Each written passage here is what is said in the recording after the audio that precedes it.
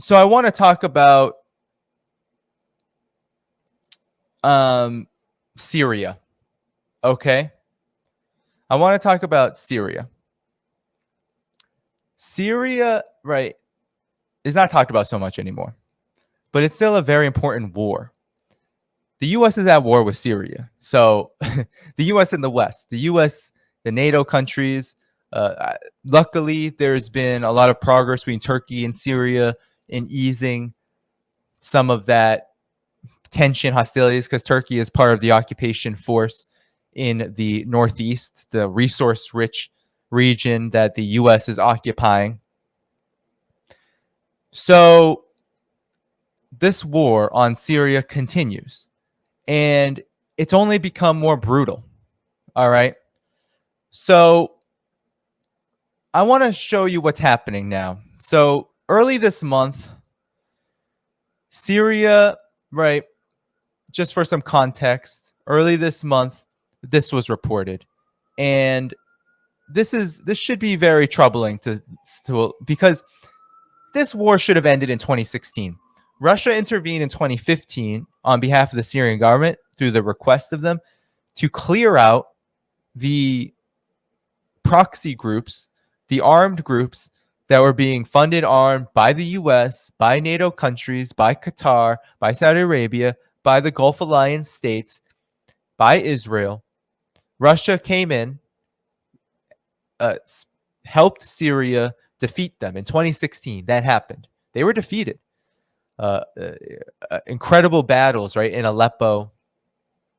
And Syria won. However, the U.S. never forgave Syria for that.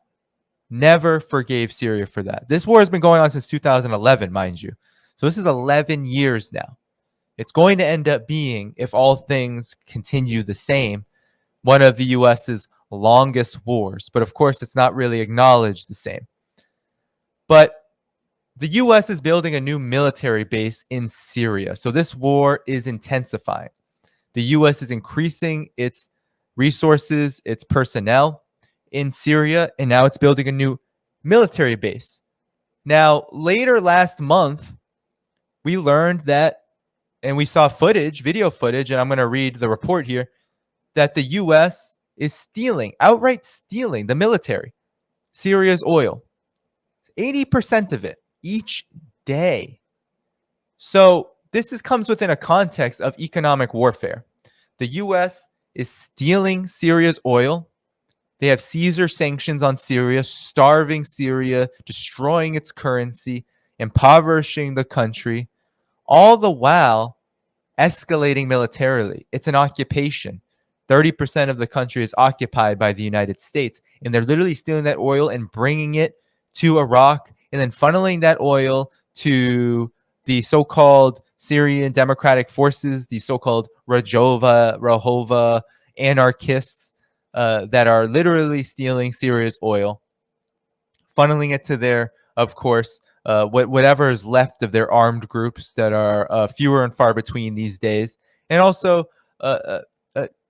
fueling the military installations that they're building, because you all know that energy is a huge part of the U.S. military. It's the biggest polluter. It's one of the hugest users of crude and energy, and it's a huge polluter. And it's a big monster that needs a lot to eat. And the U.S. can't send its own fracked gas and oil and all of that to fuel the military equipment and the buildings and all the things that are going up, all of the things that are happening in Syria. So they're stealing it from Syria to do that. So according to the UK-based Syrian, this is from the Cradle.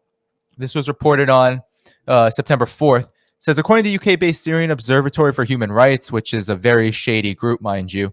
So this is a shady group, a group that's backed by the West.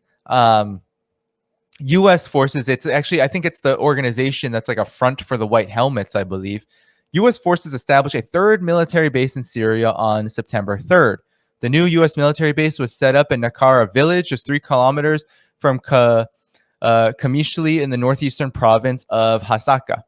The U.S. has 2 more bases, one of them located in a Himo village and another one in Tel Faras near the Kamalishi airport. Armed groups have recently stepped up against U.S. occupation forces and their regional allies due to their illegal exploitation of fossil fuels. The Syrian government has accused the United States of stealing the country's natural resources, a staggering $107 billion since the war began in 2011. $107 billion stolen. On August 29th, U.S. forces reportedly looted a new batch of oil. An estimated 123 fuel tankers were seen to have left the resource-rich Jazeera region. Washington has intensified. Did I lose it? Sorry, I clicked on the link.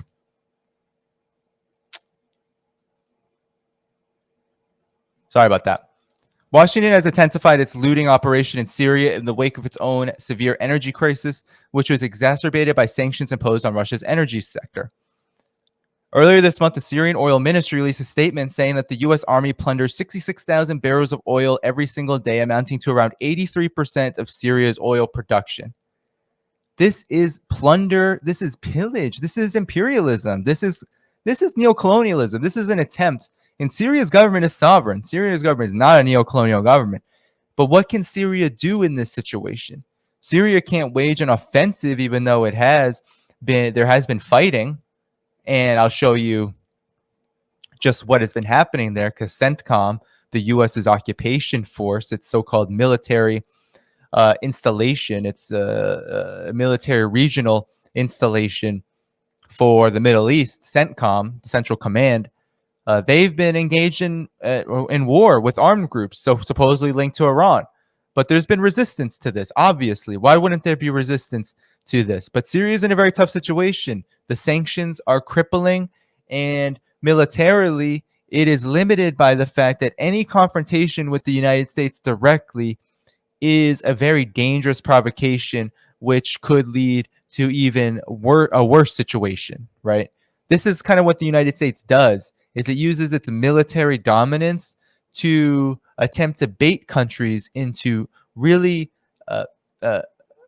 binding situations that you wouldn't wish for anybody. And so the suffering of the people continues, and the government, while it's doing all it can economically for people, can only do so much because the sanctions are so crippling. And this amount of energy being plundered per day, how do you operate an economy? How do you operate an economy, which was once a pretty bustling one? It was one of the most stable in the Middle East for a long time before 2011. And now it's the opposite, right? Syria is suffering an energy crisis at home that cripples the country and causes nationwide blackouts on a regular basis. Fossil fuels like oil and gas are not enough, however. The U.S. is also responsible for the theft of the country's wheat, while close to 70% of Syrians suffer from food insecurity. Yes, Syria's wheat. So it's not just when you see those oil tankers, if you saw the video, there is video of all these tankers, right? All these military vehicles taking Syria's oil, right? But it wasn't just oil. It was also Syria's wheat. Syria really relies on its own production. And now that imports of agriculture, now that imports have been stymied, right, have been ground to a halt because of Caesar sanctions, now the U.S. is stealing wheat. This has been going on since 2016-17, arguably began in 2015 under Obama, when the Obama administration first sent troops to occupy Syria, to occupy the 30% that is its most resource-rich area. And now Syrians are hungry. There's hunger in Syria. That wasn't really the case before the war, but now Syria is dealing with widespread hunger because the U.S. is literally stealing from them. It can't get any more simple.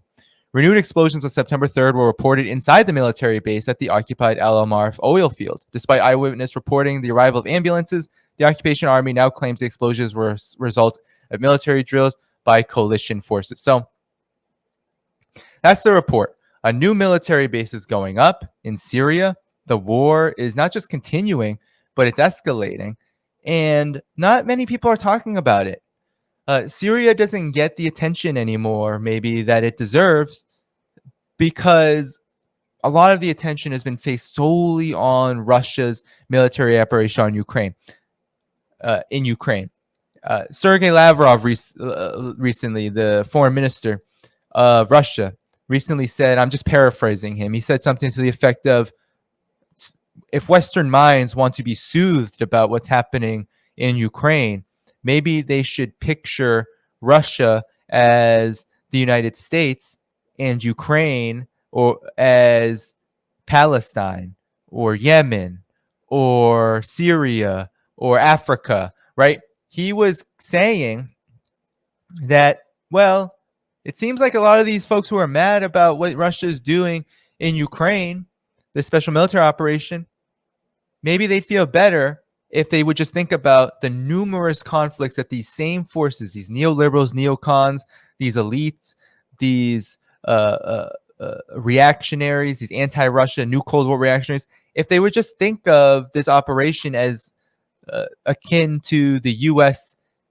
what it does in the Middle East, what it does in Africa, what the West does in Africa and the Middle East, then people will be fine with it because they don't talk about it, right? There's no Syria flag for on Twitter going around, despite the fact that the United States not only has invaded Syria and occupied it, but is now stealing and has been stealing for many, many, many years now, stealing Syria's oil, stealing Syria's wheat, and then, of course, leveling crippling sanctions. So people are starving, people are suffering, people are migrating. That's been the case for nearly 10 years now, right? A massive wave of migration because the war displaced so many people. And then, of course, the economic situation also displaces many people. Turkey and Europe acting as conduits, kind of safety nets that are not so safe, right? A lot of people dying at sea, trying to get away, being funneled into these migration patterns, right? Glenn Ford called it the biggest wave of people being displaced since the transatlantic slave trade, maybe even bigger in terms of the numbers, sheer numbers, and many of them being Syrian, not just Syrians, though, also people from Libya, Somalia, all across the destabilized Arab, Muslim, African world, Western Asia. There's been such a massive level of destabilization, you never hear about it.